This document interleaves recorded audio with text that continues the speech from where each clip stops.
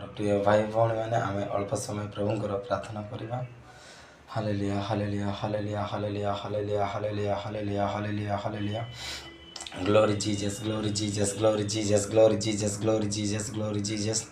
Thank you Jesus, thank you Jesus, thank you Jesus, thank you Jesus, thank you Jesus, thank you Jesus. Rikabalaba sakalaba rebe sando rodoreba o indale vedare rekala besede o indare releva rekhedele sende rekhele besadora la indala vera o indare khedele vid o rele sende rele bera khale beda.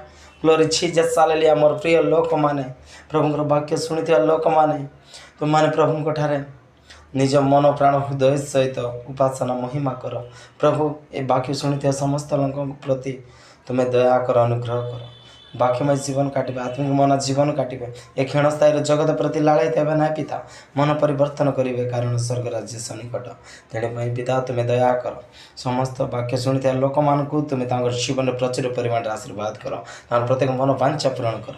ଯେଉଁ ବାକ୍ୟ ଏବେ ପରମେଶ୍ୱର ପିତା ମୁଁ ପ୍ରଚାର କରିବି ରାଜା, ସେ ବାକ୍ୟ ଅନୁଯାୟୀ ତାଙ୍କର ଜୀବନରେ ଅନୁଗ୍ରହ ବର୍ତ୍ତ ବୋଲି ମାଗେ ପିତା, ଆମେନ୍। ମୋର ପ୍ରିୟ ଲୋକମାନେ